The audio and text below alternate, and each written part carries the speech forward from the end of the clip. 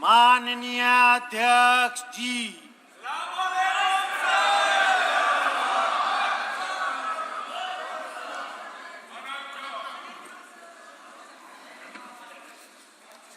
माननीय सदस्यगण, आपको बुलेटिन भाग 2 के माध्यम से पहले ही सूचित किया गया है कि माननीय वित्त मंत्री जी के बजट भाषण की प्रतियां आपको हार्ड कॉपी के रूप में उपलब्ध कराई जाएगी। अतः बजट प्रस्तुत हो जाने के पश्चात माननीय सदस्य बजट भाषण की प्रति प्रकाशन काउंटर से प्राप्त कर सकते हैं। आपको ये भी सूचित किया जाता है कि माननीय मंत्री द्वारा बजट प्रस्तुत किए जाने के पश्चात उसे मेंबर पोर्टल पर भी उपलब्ध करा दिया जाएगा।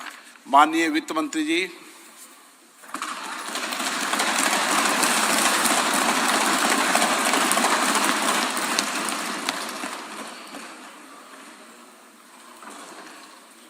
Honorable Speaker, I present the interim budget for 24-25.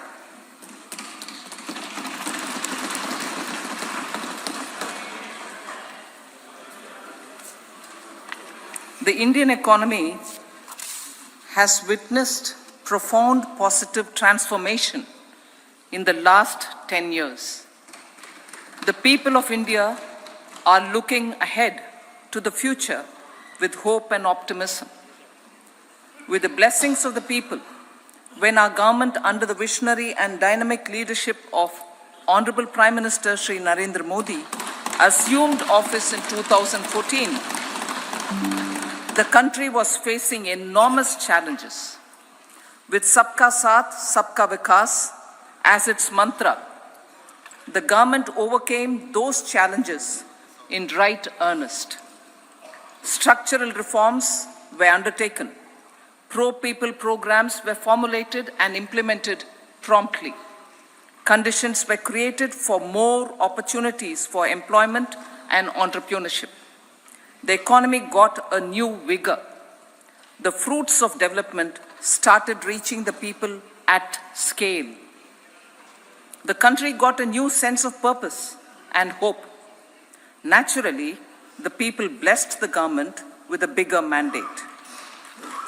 In the second term, our government under the leadership of Honorable Prime Minister doubled down on its responsibilities to build a prosperous country with comprehensive development of all people and all regions. Our government strengthened its mantra to Sabka Saath, Sabka Vikas and Sabka Vishwas. Our development philosophy covered all elements of inclusivity, namely social inclusivity through coverage of all strata of the society and geographical inclusivity through development of all regions of the country. With the whole of nation approach of Sabka Prayas, the country overcame the challenges of once in a century pandemic, took long strides towards Atmanirbhar Bharat, committed to Panch Pran, and laid solid foundations for the Amrit Kal. As a result, our young country has high aspirations, pride in its present, and hope and confidence for a bright future. We expect that our government, based on its stupendous work, will be blessed again by the people with a resounding mandate. Inclusive development and growth. Our humane and inclusive approach to development is a marked and deliberate departure from the earlier approach of provisioning up to village level. Development programs were thus provisioned. In the last 10 years, however, have targeted each and every household and individual through housing for all, Har Ghar Jal, electricity for all, cooking gas for all, bank accounts and financial services for all in record time. The worries about food have been eliminated through free ration for 80 crore people. Minimum support Minimum support prices for the produce of Annadata are periodically increased appropriately. These and the provision of basic necessities have enhanced real income in the rural areas. Their economic needs could be addressed, thus spurring growth and generating jobs. Social justice. Our government is working with an approach to development that is all-round, all-pervasive, and all-inclusive. Sarvangin, Sarvasparshi, or Sarvasamaveshi. It covers all castes and people at all levels. We are working to make India a Vikasit Bharat by 2047. For achieving that goal, we need to improve people's capability and empower them. Previously, social justice was mostly a political slogan. For our government, social justice is an effective and necessary governance model. The saturation approach of covering all eligible people is the true and comprehensive achievement of social justice. This is secularism in action, reduces corruption, and prevents nepotism, prevents Bhai Bhatijawad. There is transparency and assurance that benefits are delivered to all eligible people.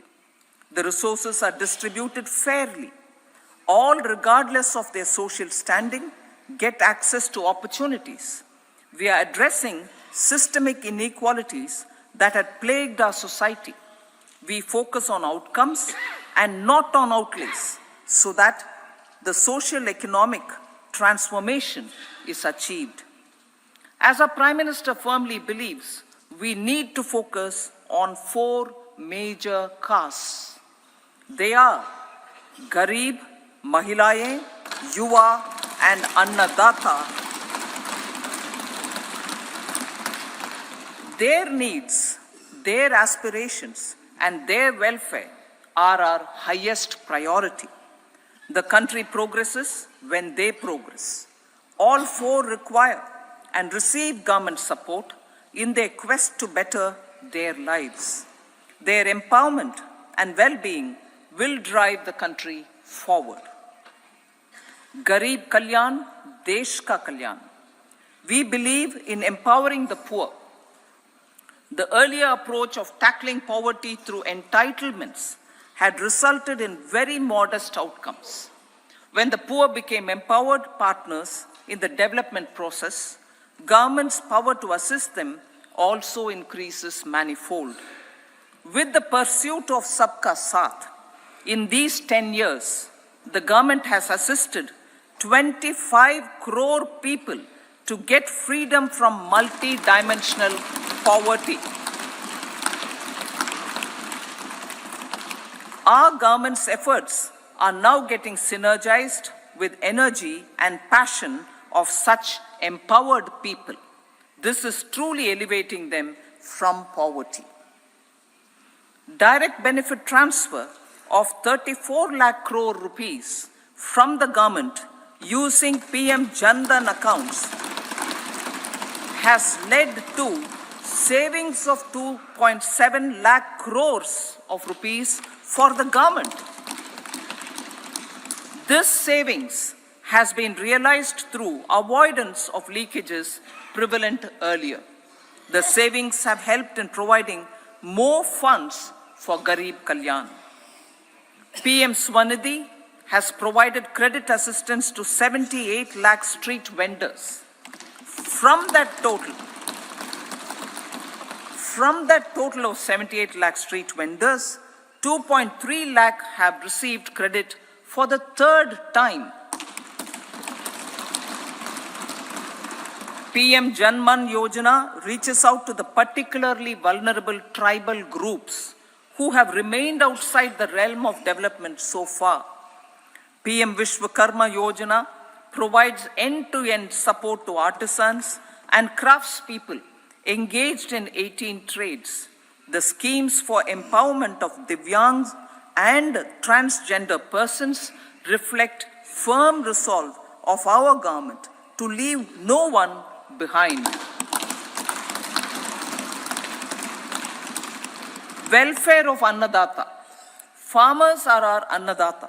Every year under PM Kisan Samman Yojana, direct financial assistance is provided to 11.8 crore farmers, including marginal and small farmers.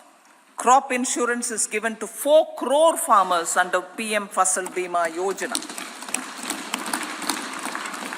These, besides several other programs, are assisting Annadata in producing food for the country and for the world.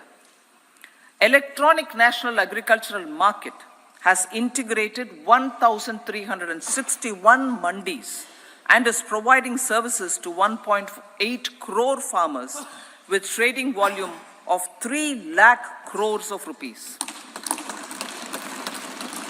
The sector is poised for inclusive, balanced, higher growth and productivity. These are facilitated from farmer-centric policies, income support, coverage of risks through price and insurance support, promotion of technologies and innovations through startups. Empowering the Amrit PD, the Yuva. Our prosperity depends on adequately equipping and empowering the youth. The National Education Policy 2020 is ushering the transformational reforms. PM Schools for Rising India, PM Shri, are delivering quality teaching and nurturing holistic and well-rounded individuals. The Skill India mission has trained 1.4 crore youth, upskilled and reskilled 54 lakh youth, and established 3,000 new ITIs. A large number of institutions of higher learning, namely 7 IITs, 16 triple ITs, 7 IIMs, 15 AIMS, and 390 universities have been set up. PM Mudra Yojana has sanctioned 43 crore loans aggregating to 22.5 lakh crores of rupees for entrepreneurial aspirations of our youth.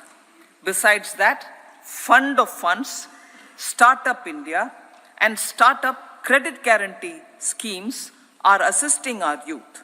They are also becoming Rozgar Data. The country is proud of our youth scaling new heights in sports. The highest ever medal tally in Asian Games and Asian Para Games in 2023 reflects a high confidence level.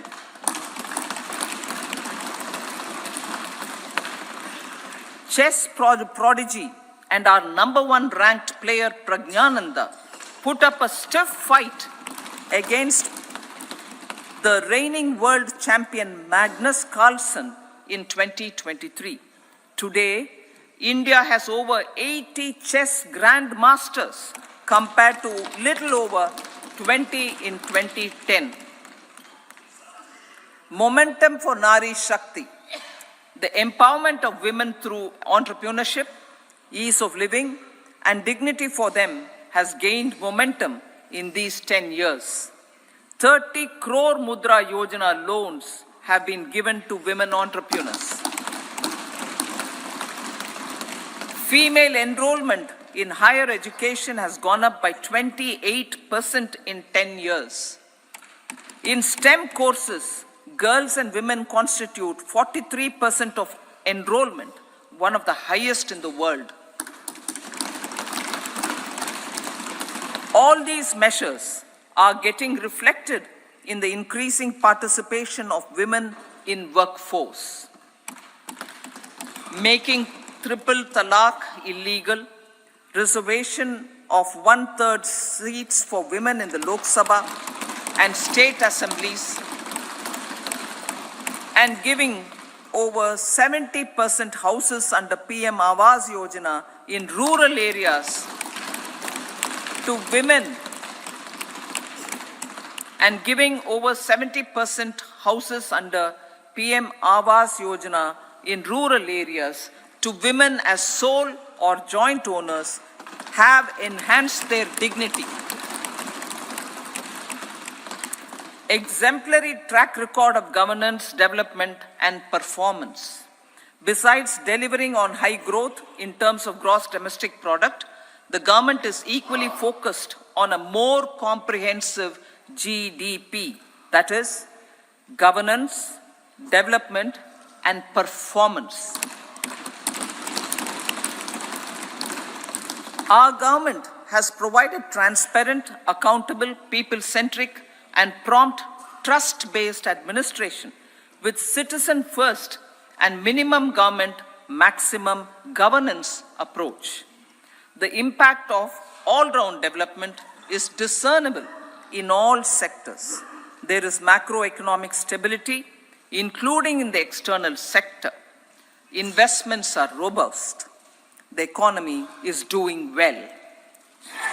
People are living better and earning better, with even greater aspirations for future. Average real income of the people has increased by 50%. Inflation is moderate. People are getting empowered, equipped, and enabled to pursue their aspirations. There is effective and timely delivery of programs and of large projects. Economic management. The multi-pronged economic management over the past 10 years has complemented people-centric, inclusive development. Following are some of the major elements. 1. All forms of infrastructure, physical, digital, or social, are being built in record time.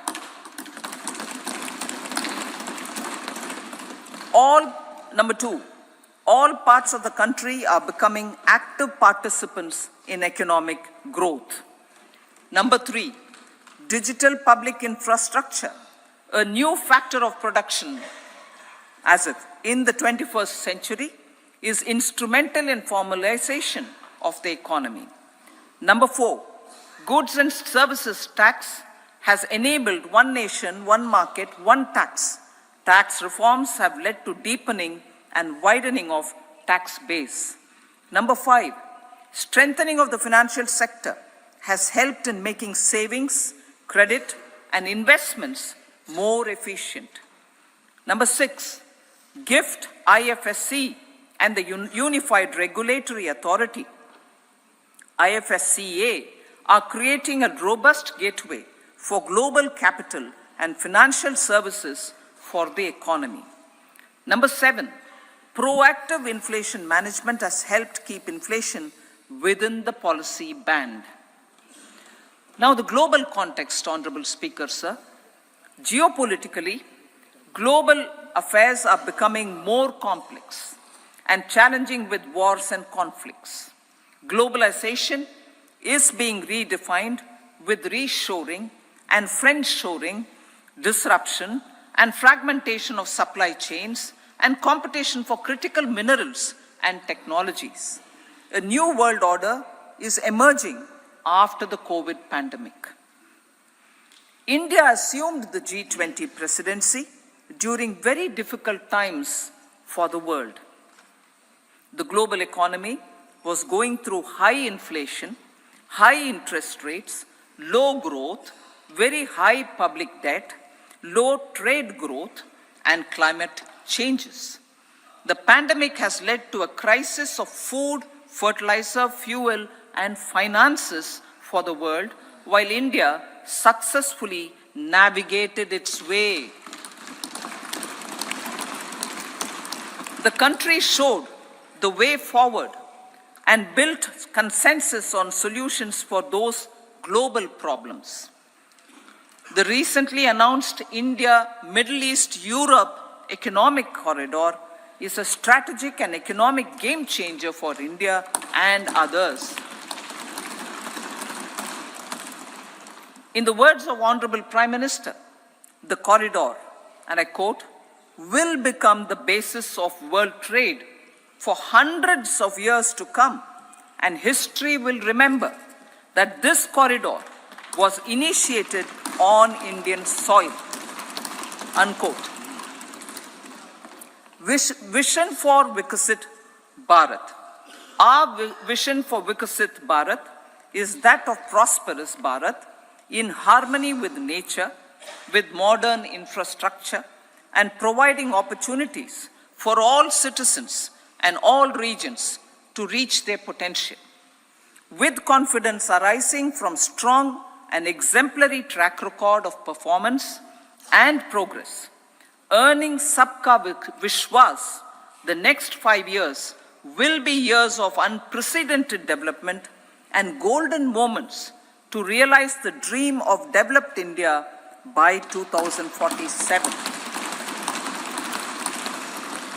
The trinity of demography, democracy, and diversity backed by Sabka Prayas has the potential to fulfill aspirations of every Indian.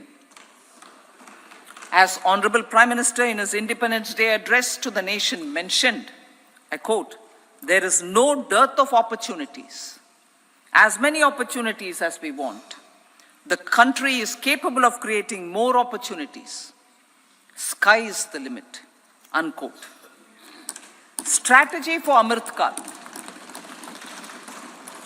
Our government will adopt economic policies that foster and sustain growth, facilitate inclusive and sustainable development, improve productivity, create opportunities for all, help them enhance their capabilities, and contribute to generation of resources to power investments and fulfill aspirations. Guided by the principle, reform, perform, and transform, the government will take up next generation reforms and build consensus with the states and stakeholders for effective implementation. It is an important policy priority for our government to ensure timely and adequate finances, relevant technologies, and appropriate training for the micro, small, and medium enterprises, MSMEs, to grow and also compete globally. Orienting the regulatory environment to facilitate their growth will be an important element of this policy mix. Aligning with the Panchamrit goals, our government will facilitate sustaining high and more resource-efficient economic growth. This will work towards energy security in terms of availability, accessibility, and affordability. For meeting the investment needs, our government will prepare the financial sector in terms of size, capacity, skills, and regulatory framework. Aspirational Districts Program. Our government stands ready to assist the states in faster development of aspirational districts and blocks, including generation of ample economic opportunities. Development of the East. Our government will pay utmost attention to make the eastern region and its people a powerful driver of India's growth.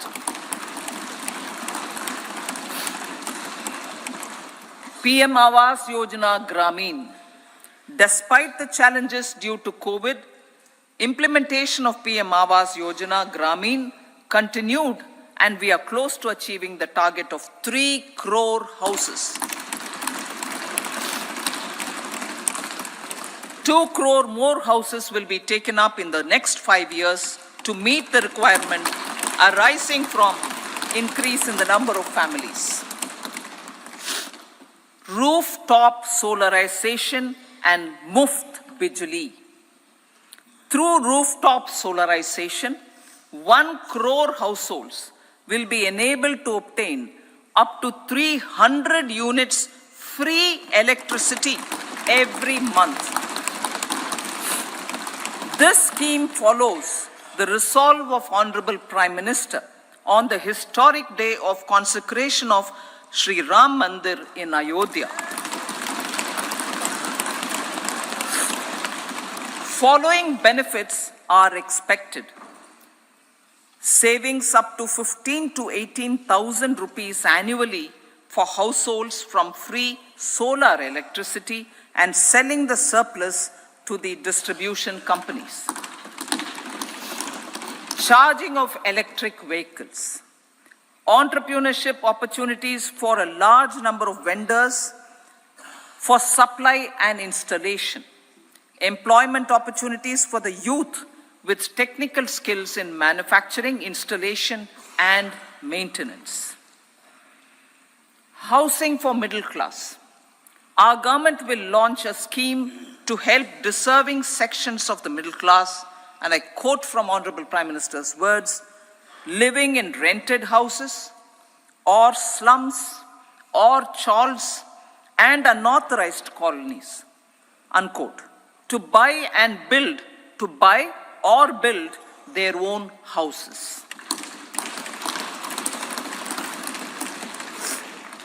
Medical colleges. Several youth are ambitious to get qualified as doctors. They aim to serve our people through improved healthcare services.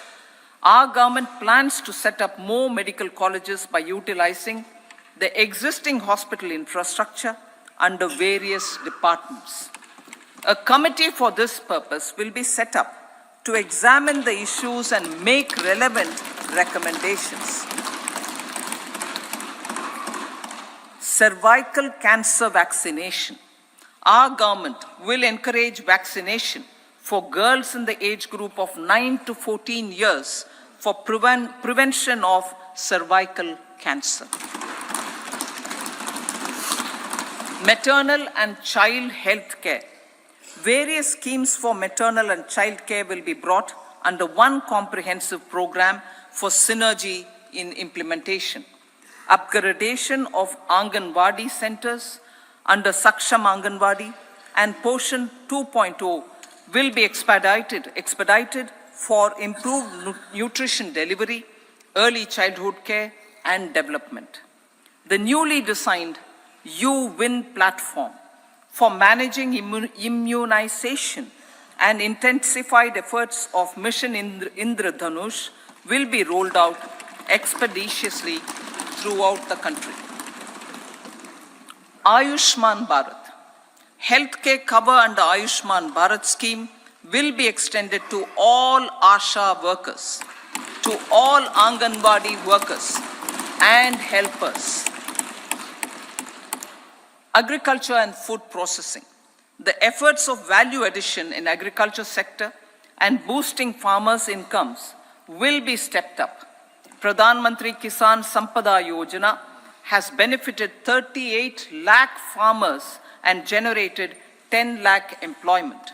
Pradhan Mantri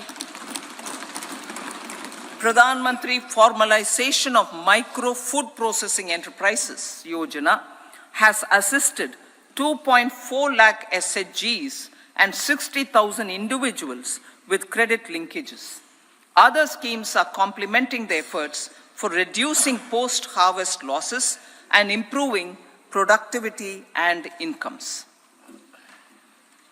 For ensuring faster growth of the sector, our government will further promote private and public investment in post-harvest activities, including aggregation, modern storage, efficient supply chains, primary and secondary processing and marketing and branding. Nano DAP. After the successful adoption of nano urea, application of nano DAP on various crops will be expanded in all agroclimatic zones. Atmanirbhar Oil Seeds Abhiyan. Building on the initiative announced in 2022, a strategy will be formulated to achieve Atmanirbharta for oil seeds such as mustard, groundnut, sesame, soya bean, and sunflower.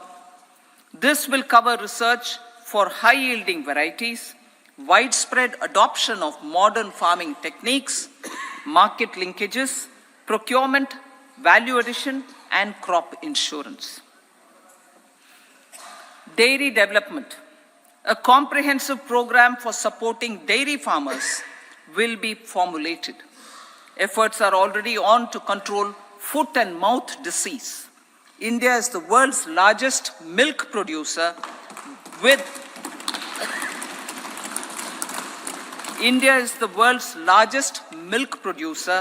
but with low productivity of milch animals. The program will be built on the success of existing schemes such as Rashtriya Gokul Mission, National Livestock Mission, and infrastructure development funds for dairy processing and animal husbandry. Matsya Sampada. It was our government which set up a separate department for fisheries, realizing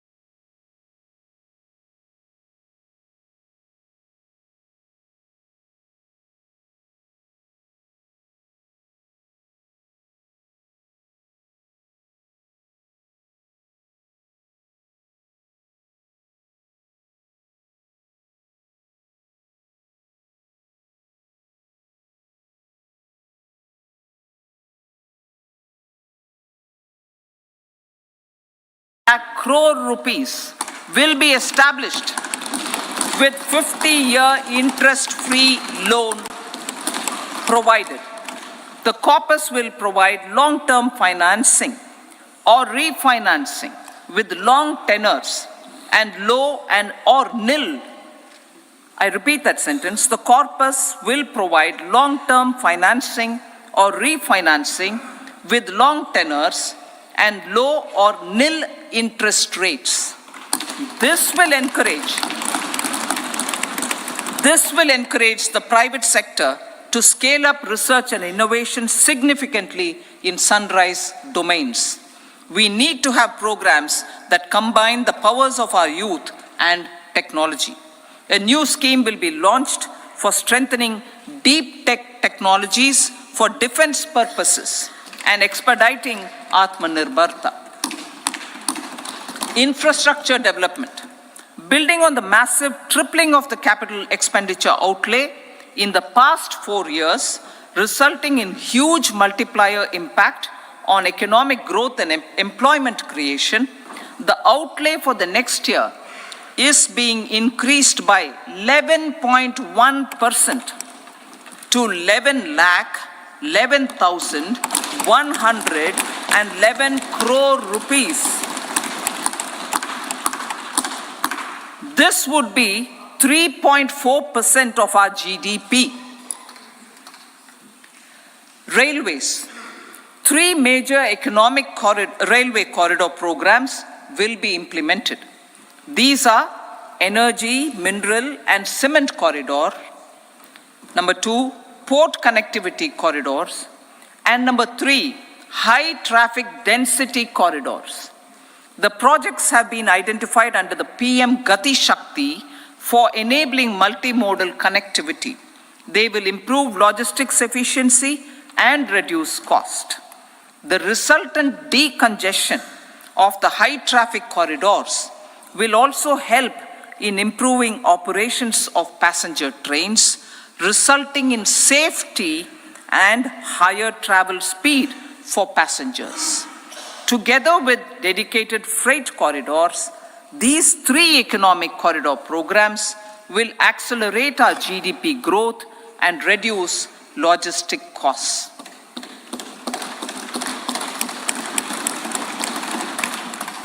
40,000 normal rail bogies will be converted to Vande Bharat standards to enhance safety, convenience, and comfort of passengers. Aviation sector. The aviation sector has been galvanized in the past 10 years. Number of airports have doubled to 149. Rollout of air connectivity to Tier 2 and Tier 3 cities under UDAN scheme has been widespread. 517 new routes are carrying 1.3 crore passengers. Indian carriers have proactively placed orders for over 1,000 new aircrafts.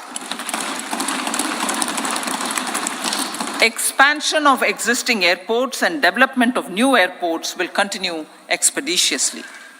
Metro and Namo Bharat. We have a fast expanding middle class and rapid urbanization is taking place. Metro rail and Namo Bharat can be the catalyst for the required urban transformation. Expansion of these systems will be supported in large cities focusing on transit-oriented development. Green energy. Towards meeting our commitment for net zero by 2070, the following measures will be taken. Viability gap funding will be provided for harnessing offshore wind energy potential for initial capacity of 1 gigawatt. Coal gasification and liquefaction capacity of 100 metric tons will be set up by 2030. This will also help in reducing imports of natural gas, methanol, and ammonia. Phased mandatory blending of compressed biogas in compressed natural gas for transport and piped natural gas for domestic purposes will be mandated. Financial assistance will be provided for procurement of biomass aggregation machinery to support collection. Electric vehicle ecosystem. Our government will expand this and strengthen the e-vehicle ecosystem by supporting manufacturing and charging infrastructure. Greater adoption of e-buses for public transport networks will be encouraged through payment security mechanism. biomanufacturing and biofoundry. For promoting green growth, a new scheme of biomanufacturing and biofoundry will be launched. This will provide environment-friendly alternatives such as biodegradable polymers, bioplastics, biopharmaceuticals, and bioagri inputs. This scheme will also help in transforming today's consumptive manufacturing paradigm to the one based on regenerative principles. Blue Economy 2.0. For promoting climate resilient activities for Blue Economy 2.0, a scheme for restoration and adaptation measures and coastal aquaculture and mariculture with integrated and multi-sectoral approach will be launched. Comprehensive development of tourist centers. The success of organizing G20 meetings in 60 places presented diversity of India to global audience. Our economic strength has made the country an attractive destination for business and conference tourism. Our middle class also now aspires to travel and explore.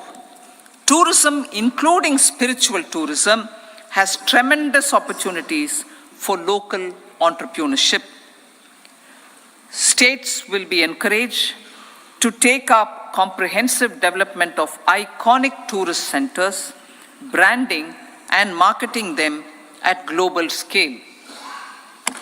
A framework for rating of the centers based on quality of facilities and services will be established. Long-term interest-free loans will be provided to states for financing such development on matching basis. To address the emerging fervor for domestic tourism, Honorable Speaker, sir, projects for port connectivity, tourism infrastructure, and amenities will be taken up on our islands, including Lakshadweep. This will help in generating employment also. Promoting investments. The FDI inflow during 2014 to 23 was $596 billion US, marking a golden era. That is twice the inflow during 2005 to 14. For encouraging sustained foreign investment, we are negotiating bilateral investment treaties with our foreign partners in the spirit of First Develop India. FDI is First Develop India. Reforms in the states for Vikasit Bharat. Many growth and development enabling reforms are needed in the states for realizing the vision of Vikasit Bharat. A provision of 75,000 crore rupees as 50-year interest-free loan is proposed this year to support those milestone-linked reforms by the state governments. Societal changes. The government will form a high-powered committee for an extensive consideration of the challenges arising from fast population growth and demographic changes. The committee will be mandated to make recommendations for addressing these challenges comprehensively in relation to the goal of Vikasit Bharat. Amrit Kal as Kartavya Kal. Our government stands committed to strengthening and expanding the economy with high growth and to create conditions for people to realize their aspirations.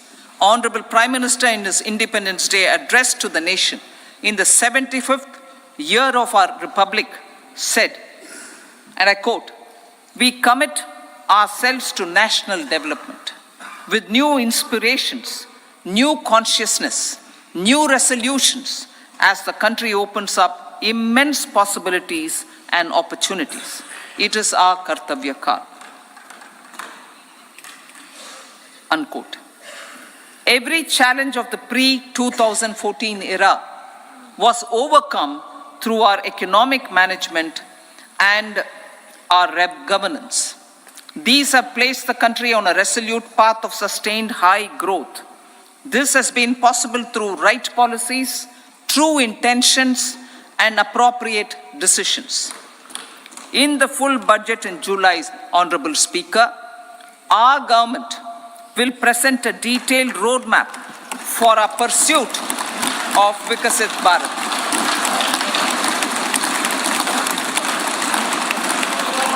Revised estimates of 2023-24. The revised estimate of the total receipts other than borrowings is 27.56 lakh crores of rupees, of which the tax receipts are 23.24 lakh crore rupees. The revised estimate of total expenditure is 44.90 lakh crore rupees. The revenue receipts at 30.03 lakh crore rupees are expected to be higher than the budget estimate, reflecting strong growth momentum and formalization in the economy. The revised estimate of the fiscal deficit is 5.8% of GDP, improving on the budget estimate, notwithstanding moderation in the nominal growth estimates. Budget estimates for 2024-25. Coming to the year 2024-25, the total receipts other than borrowings and total expenditure are estimated at 30.80 and 47.66 lakh crore rupees respectively. The tax receipts are estimated at 26.02 lakh crore rupees. The scheme of 50-year interest-free loan for capital expenditure to states will be continued this year with an outlay of 1.3 lakh crore rupees. We continue on the path of fiscal consolidation, as announced in my budget speech of 2021-22, to reduce fiscal deficit below 4.5% by 25-26. The fiscal deficit in 2024-25 is estimated to be 5.1% of GDP, adhering to that path. So the gross and net market borrowings through dated securities during 24-25 are estimated at 14.13 lakh crore rupees and 11.75 lakh crore respectively.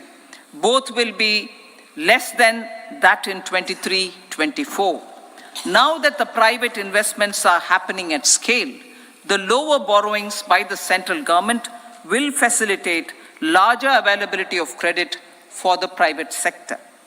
Vote on account. I'll be seeking vote on account approval of the Parliament through the appropriation bill for a part of the financial year 2024-25. I will now move to Part B. Honorable Speaker, sir, over the last 10 years, the direct tax collections have more than trebled and the return filers swelled 2.4 times. I would like to assure the taxpayers that their contributions have been used wisely for the development of the country and welfare of its people. I appreciate the taxpayers for their continued support. The government has reduced and rationalized tax rates. Under the new tax scheme, there is now no tax liability for taxpayers with income up to 7 lakh rupees, up from 2.2 lakh rupees in the financial year 2013-14. The threshold for presumptive taxation for retail businesses was increased from 2 crores to 3 crores. Similarly, the threshold for professionals eligible for presumptive taxation was increased from 50 lakh rupees to 75 lakh rupees. Also, corporate tax rate was decreased from 30% to 22% for existing domestic companies and to 15% for certain new manufacturing companies. Honorable Speaker, sir, in the last 5 years, our focus has been to improve taxpayer services. The age-old jurisdiction-based assessment system was transformed with the introduction of faceless assessment and appeal, thereby imparting greater efficiency, transparency, and accountability. Introduction of updated income tax returns, a new Form 26AS, and pre-filling of tax returns have made filing of tax returns simpler and easier. Average processing time of returns has been reduced from 93 days in the year 2013-14 to a mere 10 days this year, thereby making refunds faster. Indirect taxation. By unifying the highly fragmented indirect tax regime in India, the GST has reduced the compliance burden on trade and industry. The industry has acknowledged the benefits of GST. According to a recent survey conducted by a leading consulting firm, 94% of industry leaders view the transition to GST as largely positive. According to 80% of the respondents, it has led to supply chain optimization, as elimination of tax arbitrage and octroi has resulted in disbanding of checkposts at the state and city boundaries. At the same time, tax base of GST more than doubled, and the average monthly gross GST collection has almost doubled to 1.66 lakh crores this year. States too have benefited. States' SGST revenue, including compensation released to states in the post-GST period of 2017-18 to 2022-23, has achieved a buoyancy of 1.22. In contrast, the tax buoyancy of state revenues from subsumed taxes in the pre-GST 4-year period of 2012-13 to 2015-16 was a mere 0.72. The biggest beneficiaries are consumers, as reduction in logistic cost and taxes have brought down prices of most goods and services. We have taken a number of steps in customs to facilitate international trade. As a result, the import release time declined by 47% to 71 hours at inland container depots, by 28% to 44 hours at air cargo complexes, and by 27% to 85 hours at seaports over the last 4 years since 2019, when the national time release studies were first started. Tax proposals. As for tax proposals, in keeping with the convention, I do not propose to make any changes relating to taxation and propose to retain the same tax rates for direct and indirect taxes, including import duties. However, certain tax benefits to startups and investments made by sovereign wealth or pension funds, as also tax exemption on certain income of some IFSC units, are expiring on 31/3/2024. To provide continuity in taxation, I propose to extend the date to 31/3/2025. Moreover, in line with our government's vision to improve ease of living and ease of doing business, I wish to make an announcement to improve taxpayer services. There are a large number of petty, non-verified, non-reconciled, or disputed direct tax demands, many of them dating as far back as 1962, which continue to remain on the books, causing anxiety to honest taxpayers and hindering refunds of subsequent years. Honorable Speaker, sir, I propose to withdraw such outstanding direct tax demands up to 25,000 rupees pertaining to the period up to financial year 2009-10 and up to 10,000 rupees for financial years 2010-11 to 2014-15. This is expected to benefit about 1 crore taxpayers. 1 crore taxpayers would benefit out of this. Economy then and now. In 2014, when our government assumed the reins, the responsibility to mend the economy step by step and to put the governance systems in order was enormous. The need of the hour was to give hope to the people, to attract investments, and to build support for the much needed reforms. The government did that successfully, following a strong belief of nation first. The crisis of those years has been overcome, and the economy has been put firmly on a high, sustainable growth path with all-round development. It is now appropriate to look at where we were then. I repeat, it is now appropriate to look at where we were then till 2014 and where we are now, only for the purpose of drawing lessons from the mismanagement of those years.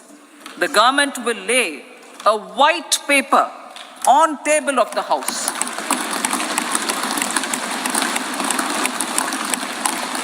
The exemplary track record of governance, development and performance, effective delivery and Jan Kalyan has given the government trust, confidence and blessings of the people to realize whatever it takes, the goal of Vikasit Bharat with good intentions, true dedication and hard work in the coming years and decades. With this, Honorable Speaker, I commend the interim budget to this august House. Jai Hind.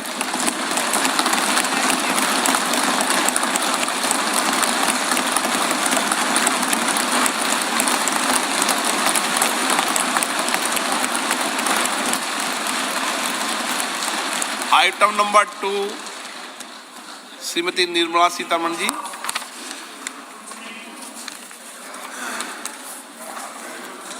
So, with your permission, I rise to lay on the table the following statements under Section 3(1) of the Fiscal Responsibility and Budget Management Act 2003, Medium-Term Fiscal Policy cum Fiscal Policy Strategy Statement and Macroeconomic Framework Statement. Item number 3, Srimati Nirmala Sitharaman ji. Sir, with your permission, I rise to move for leave to introduce the Finance Bill 2024. प्रश्न ये है कि विधेयक को पुनर्स्थापित करने की अनुमति प्रदान की जाए। जो सदस्य इसके पक्ष में हाँ कहें, जो सदस्य विरोध में ना कहें। मेरे विचार में निर्णय हाँ वालों के पक्ष हुआ, हाँ वालों के पक्ष हुआ। माननीय मंत्री जी विधेयक को पुनर्स्थापित करें। Sir, I introduce the bill. सभा की कार्रवाई शुक्रवार दिनांक 2 फरवरी 2024 को प्राप्त 11 बजे तक के लिए स्थगित की जाती है।